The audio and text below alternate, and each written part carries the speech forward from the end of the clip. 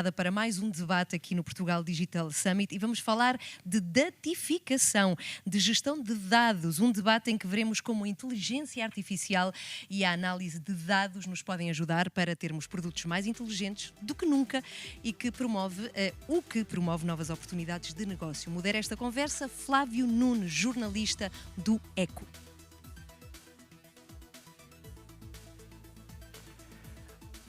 Ora viva, bem-vindos a mais um debate aqui no Portugal Digital Summit. Vamos falar de datificação e desta tendência que é transformar tudo o que fazemos em dados e depois, sim ou não, extrair informação a partir deles. Eu vou começar já com o Francesco e perguntar-lhe... Há um conceito muito interessante em IT, que é esta ideia de ser data rich and information poor.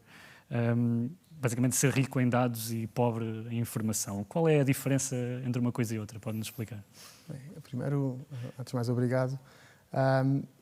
Digamos que são duas questões sequenciais, né? A informação acontece numa fase posterior aos dados. Hoje em dia, com o custo do armazenamento de dados a reduzir, estamos, obviamente, a armazenar muitos mais dados do que fazíamos antes. Também a quantidade de sensores e formas de os recolher também fazem com que o aumento exponencial dos dados disponíveis das organizações seja significativo.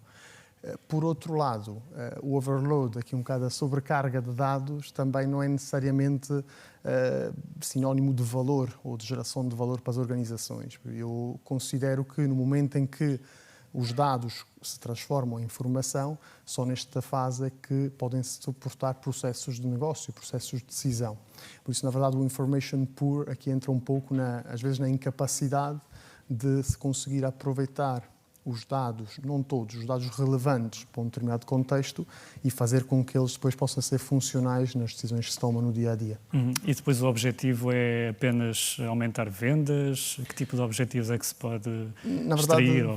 Que finalidades? Na verdade, toca um pouco diversas áreas, né? Pode estar uma área mais de dinamização comercial, onde os dados são utilizados em função de aumento de venda, de retenção de clientes, ou até de conhecimento, mero conhecimento mais aprofundado sobre comportamentos que os clientes possam ter em relação aos produtos ou serviços da empresa em questão. Por outro lado, também na questão da otimização do processo das operações, por exemplo, na verdade, os dados são gerados em qualquer ponto da organização hoje em dia, por isso, qualquer tipo de utilização que se faz, seja operação, seja dinamização comercial, seja até uso interno, gera valor per si.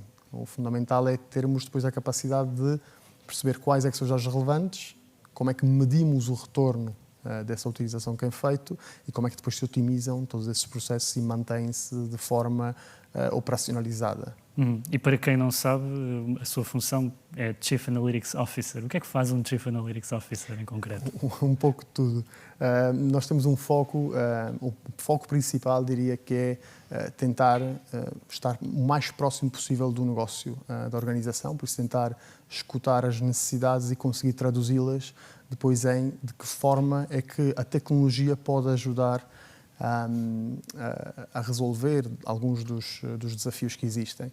Por outro lado, isto é uma forma um pouco mais proativa de nós irmos e escutarmos aqui a necessidade. Por outro lado, temos também uma forma mais que tentamos usar para fazer com que o negócio também consiga ouvir e ver técnicas diferentes. O que nós às vezes fazemos é lançamos, por exemplo, em temas mais novos como Computer Vision, onde analisamos a imagem, ou Speech Analytics, onde analisamos a voz, temos que colocar essas ferramentas como provas de conceito, com alguns pequenos testes para o negócio perceber que existem ferramentas diferentes para resolver problemas que já existiam na organização. E o negócio percebe, muitas vezes? Eu acho que depende muito da forma como se coloca e também de quanto nós, do lado técnico, percebemos do negócio. Não é só uma relação unidirecional, é bidirecional. Tem que vender também o vosso e temos que o perceber também. Certo. Se não é complicado também aplicar qualquer tipo de tecnologia. Muito bem.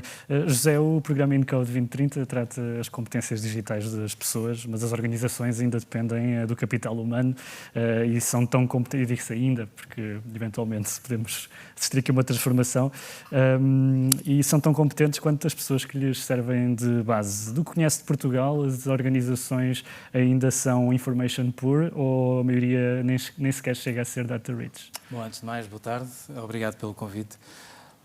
Efetivamente, nós no Encanter lidamos com as competências e capacitação digital da população de uma forma geral, mais básicas, mais avançadas, e aqui estamos a falar naturalmente de tecnologia avançada, e dizer que as competências ainda irão, as pessoas continuarão a ser o fator principal de uma organização. Naturalmente que há aqui uma necessidade de trazer as pessoas para esta transição, para este mundo mais digital.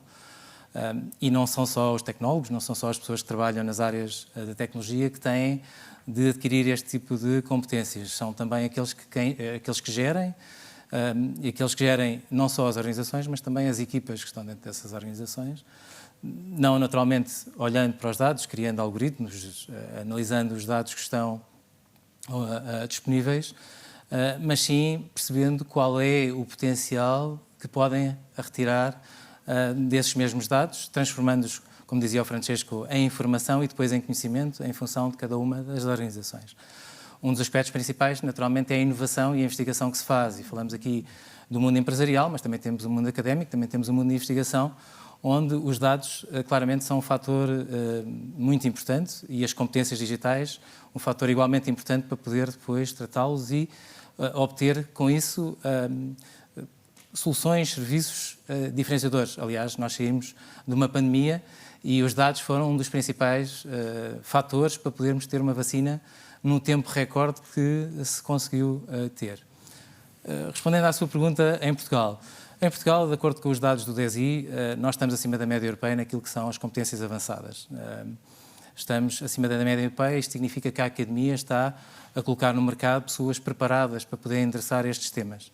Naturalmente não são suficientes e este não é um problema apenas nacional, é um problema a nível mundial, em que as competências são necessárias a todos os níveis e isto faz com que exista a necessidade não só de qualificar aqueles que estão na universidade e que irão sair com a licenciatura e depois mestrados, mas também aqueles que hoje estão no mundo laboral e que necessitam de algum tipo de requalificação para poderem eles também manter-se não só no mercado de trabalho, porque naturalmente há uma transição digital que vai ser agressiva em algumas situações, mas também eles poderem dar com a sua experiência, com aquilo que conhecem do negócio, e como o Francesco dizia bem, o conhecimento do negócio é extremamente importante para se poder desenvolver novos serviços dentro dos vários setores, poderem fazer essa requalificação e terem este conhecimento e dessa forma formarmos cada vez mais pessoas nestas áreas. Mas e a nível das próprias organizações, a nível da maturidade delas enquanto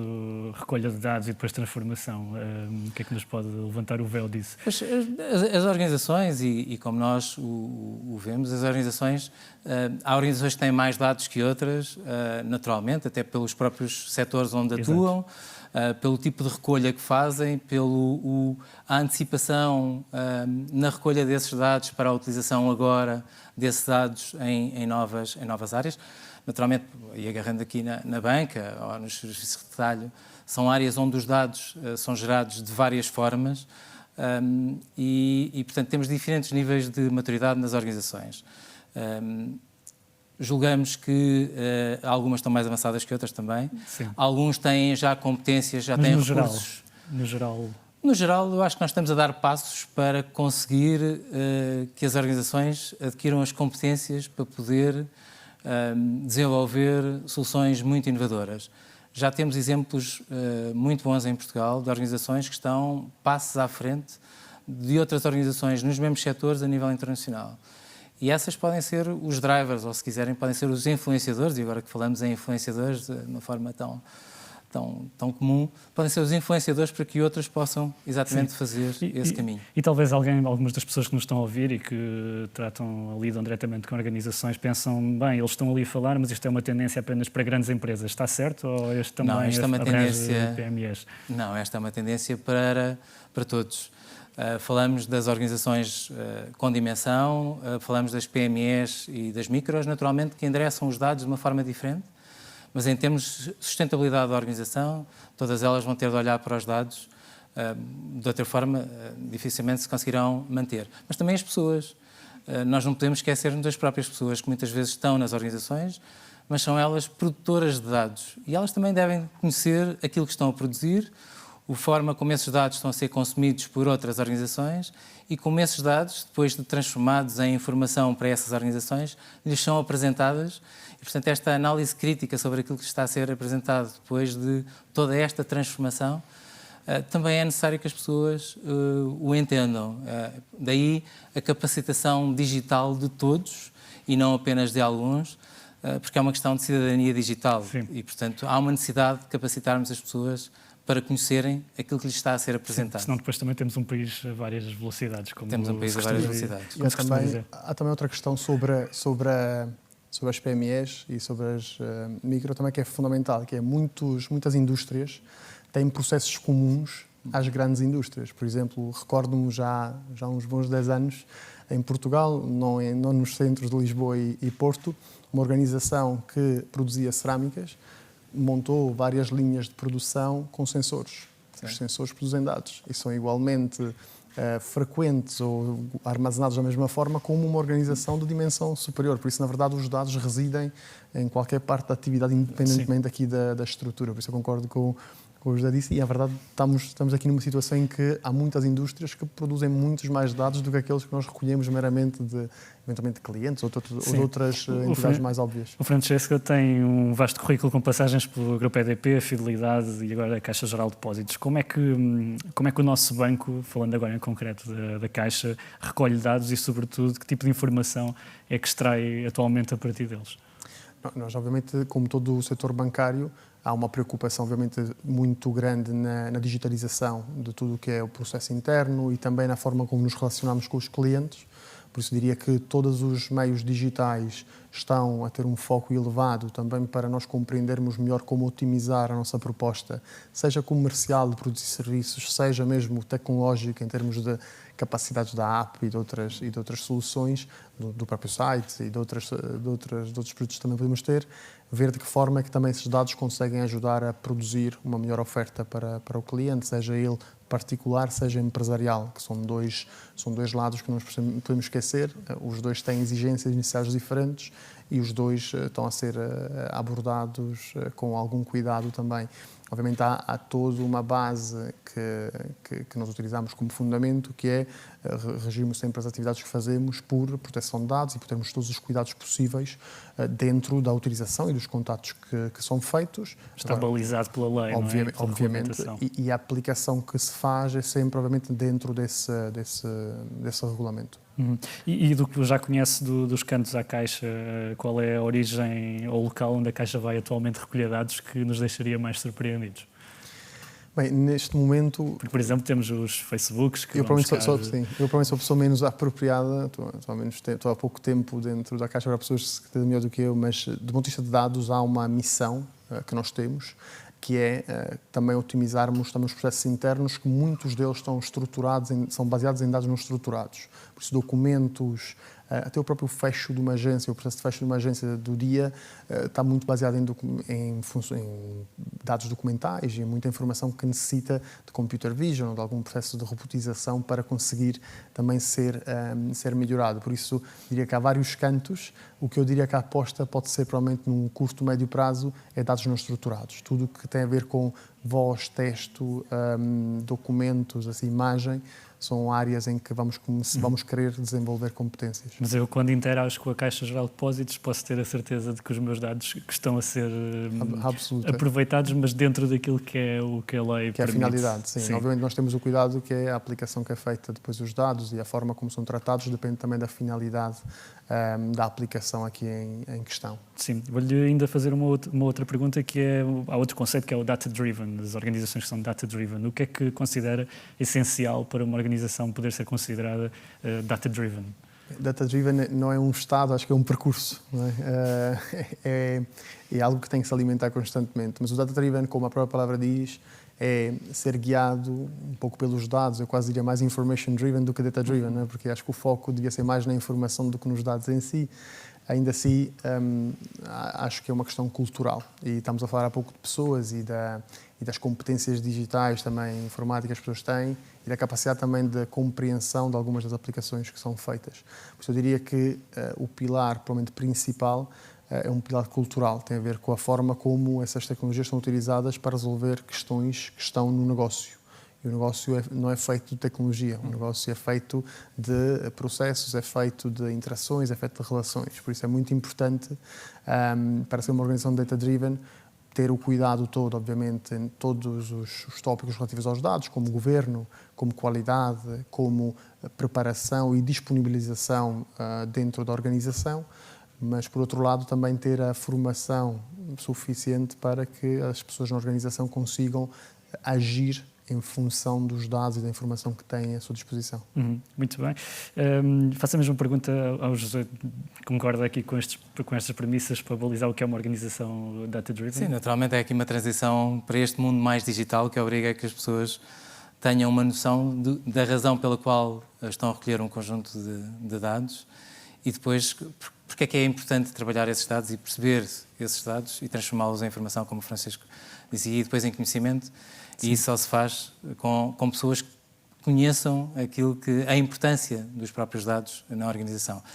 E depois a tomada de decisão, que essa última é a razão primária para qualquer organização estar a analisar dados, é a tomada de decisão para poder atuar, inovar nas situações que tem de inovar e ser diferenciador no mercado, no setor onde atua, ou em setores concorrentes, porque sabemos que hoje o setor onde atua não é simplesmente o único setor, não é a única área onde pode haver aqui uma ameaça para qualquer organização. Já vimos outras situações onde setores ou empresas desaparecem porque são tomadas por empresas de áreas diferentes, mas há aqui a necessidade de conhecer os dados e percebê-los e perceber porque é que é importante a sua recolha e é essa transformação, essa transição cultural que é necessária e mais difícil nas organizações, Sim. na verdade. Eu não queria terminar sem antes abordar o elefante na sala, porque quem nos está a ouvir falar de dados, este conceito de datificação tem algo de sinistro, no sentido em que tudo o que fazemos passa a ser registado, passa a ser recolhido e vão usar o nosso comportamento para tomar decisões, para minerar esses dados. Nós vemos que muitas vezes eles são usados para fins maliciosos ou que não são íntegros e que depois acabam por gerar informação que não é verdadeira, que é enviesada. Vê risco de haver aqui uma inversão no que é o custo-benefício da datificação em que os benefícios deixam, obviamente, de compensar o que são os riscos. Bom, eu se calhar respondo... Estava quase para uma conferência. Sim, isto realmente é muito vasto. Dizer-lhe que as tecnologias e os dados não são diferentes. As tecnologias podem ser utilizadas para o bem, podem ser utilizadas para o mal. Eu penso que o risco não está, aliás, o risco não está nos dados e na recolha dos dados e no facto de nós produzirmos dados de uma forma massiva, está na sua utilização e a forma como são utilizados, tratados, extraídos e dizer que a ética não está nos dados, a ética está nas pessoas que utilizam os dados. E, portanto, no momento em que passa para as pessoas, naturalmente os bias vão ajudar, vão fazer com que muitos dos nossos bias mentais, aqueles bias da sociedade onde estamos envolvidos, inseridos, possam de alguma forma enviesar aquilo que vai ser o resultado da criação de um algoritmo. A própria criação do algoritmo, com base num conjunto de dados que só por si podem já estar enviesados, pode criar a discriminação, pode criar aqui situações falsas sobre uma determinada pessoa, um determinado padrão, um determinado conjunto de pessoas. Sim, existe este risco. Mais uma vez, eu não vejo o risco em si dos dados e da quantidade massiva de dados, vejo sim o risco que existe na sua utilização. Temos vários exemplos. A questão nos Estados Unidos, na Inglaterra, por exemplo, num estudo que foi feito há relativamente pouco tempo, um documentário que passou em alguns canais, o facto de utilizarem, por exemplo, o reconhecimento de imagem para tentar identificar um conjunto de pessoas que podiam estar a causar problemas no país, resultou em erro. É este tipo de situações que podem surgir, quer do enviesamento dos dados, quer de dados não completos e estarem a utilizar-se esses dados realmente com qualidade, com fraca qualidade, para depois poderem gerar outro tipo de questões. Respondendo, acho que não devemos ter receio dos dados que são gerados, sim, devemos ter algum cuidado e daí a importância da capacitação e da importância da análise crítica que as pessoas têm de fazer, sejam os mais novos, sejam os mais velhos, aos dados e à forma como a informação lhe é sugerida. Só com essa capacitação é que podemos realmente avaliar os riscos, mas é necessário que exista essa capacitação. Não é o problema do número de dados, é o problema da forma como os dados são utilizados por quem os detém. É aí que eu vejo o grande risco. Sim. Nos últimos minutos mesmo, para fechar, Francisco, ficou alguma coisa por dizer em relação a este tema, mesmo aqui em relação ao tema dos riscos? A questão dos riscos acho que são transversais a qualquer organização, seja riscos de acesso inapropriado por entidades externas, são questões de cibersegurança que requerem aqui uma longa sessão e uma longa reflexão. A questão da produção dos dados em si, eu acho que acontece de forma natural. A questão da utilização dos dados, concordo, é fundamental, mas eu acho que também temos que pensar numa coisa que é, hoje em dia, como é que muitos dos negócios estão a funcionar, versus o que poderão estar a funcionar se a organização está preparada para usar os dados de forma correta. E hoje em dia existe muito mais propagação de dados não governados nas organizações, em ficheiros, eventualmente, do que propriamente estariam se fizesse um programa alargado de compreender como é que os dados se utilizam, finalidade, qual é o output que eu posso tirar, efetivamente, daquele processo. Por isso, eu diria aqui que tem muito a ver com a forma como o dado se utiliza e hoje, provavelmente, já não é a forma ótima de utilizar. Dependente das intenções também de quem os recolhe. Claro. Uma última oportunidade também por algum... Sim, eu acho que é o benefício que se retira dos dados, são maiores do que realmente do prejuízo. A última questão, eu acho que devemos olhar para estas novas tecnologias, para estas tecnologias emergentes, e estamos aqui a falar de dados e de inteligência artificial, de uma forma natural. É algo que nós não vamos conseguir alterar. O movimento que existe hoje, este já não é um trend, é um mega trend, é algo que nós não conseguimos alterar. Teremos obrigatoriamente de nos adaptar. E a melhor forma de nos adaptar é tentar perceber aquilo que está a acontecer e não ter medo de perceber, não ter medo de ir adquirir conhecimento para tentar perceber aquilo que se está a passar. Eu acho que este é fundamental para todos, independentemente daqueles que trabalham nas organizações, aqueles que acedem aos dados. É um risco maior não conhecer aquilo que se está a passar do que conhecer e aceitar aquilo que se está a passar quando tem de se aceitar. Acho que, acima de tudo, não ter medo e tentar adquirir esses conhecimentos. Acho que é o fundamental. Senhores, obrigado. Estivemos a falar de datificação aqui no Portugal Digital Summit. Obrigado.